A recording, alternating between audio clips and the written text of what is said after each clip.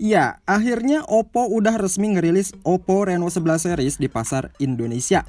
Di mana hal itu kebukti lewat situs Oppo Indonesia yang udah buka pre-order mulai 1-10 Januari. Yang menarik, harga resmi Oppo Reno 11 series ini sama seperti pendahulunya, yaitu dibanderol mulai 5.999 alias 6 jutaan. Meski harganya sama, tapi kali ini di Reno 11 ada peningkatan yang cukup menarik. Seperti desain modul kamera belakangnya yang kalau diperhatiin mirip kapsul dengan LED flash disimpan di luar frame kamera. Secara build quality HP ini cukup premium karena material backdoornya pakai kaca, meski bingkainya masih pakai plastik. Ketebalan Reno 11 itu cukup tipis guys, di 7,9 dan beratnya 184 graman. Sedangkan versi Pro-nya cukup tebal di 8,1 mm, beratnya 190 graman. Pindah ke bagian spesifikasi layar, Oppo Reno 11 series ini menawarkan visual yang sangat manjain mata banget. Luas layar versi basic itu di 6,7 inci OLED curved screen, resolusinya Full HD+, refresh rate 120Hz, terus sensor sidik jari di layar.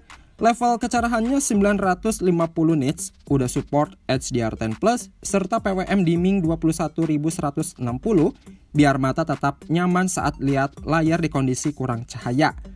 Kalau layar seri Pro-nya sedikit lebih lebar di 6,74 inci, tapi resolusi layarnya udah 1,5K. Panelnya sama, OLED curved screen pakai teknologi Pro XDR.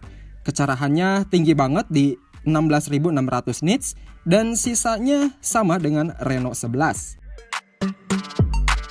Di sektor performa tentunya pakai chipset yang berbeda guys. Kabarnya Reno 11 varian basic akan ditenagai MediaTek Dimensity 7050 buatan TSMC berfabrikasi 6 nanometer.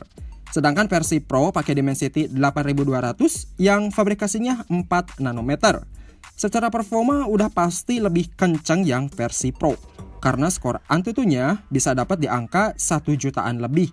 Kalau versi basicnya dapat di skor 890 ribuan poin.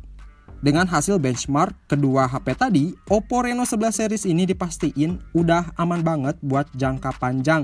Apalagi RAM buat versi basicnya aja dibekali RAM LPDDR4X sebesar 8GB dengan storage UFS 2.2 sebesar 256GB. Kalau versi Pro-nya, varian tertinggi itu RAM-nya 12GB, LPDDR5 dengan memori 512GB UFS 3.1. Otomatis jenis RAM dan storage di versi Pro bakalan jauh lebih cepat proses baca tulis data. Di sektor kamera, Oppo Reno 11 series dibekali 50MP with OIS, ada ultrawide 8MP, kamera telefoto 32MP yang bisa optical zoom 2 kali dan kamera depan beresolusi 32MP. Untuk perekaman video depan dan belakang bisa sampai 4K di 30fps. Sedangkan kalau setup kamera Oppo Reno 11 Pro sama persis dengan varian basic. Paling yang membedakan cuma di resolusi perekaman videonya yang bisa sampai di 4K 60fps dan 4K 60fps buat kamera selfie. Lanjut di bagian baterainya, Oppo Reno 11 dibekali 4800 mAh dengan fast charging 67W. Berbeda dengan Pro-nya yang bisa sampai 80W, tapi kapasitas baterainya turun dikit jadi 4700 mAh. Kedua model Reno ini udah dikasih fitur Battery Health Engine yang kata Oppo bisa ngejaga ketahanan masa pakai. Kalau buat softwarenya, Oppo ngejamin kedua series ini bisa terima update naik OS 2 tahunan dan security patch selama 3 tahun.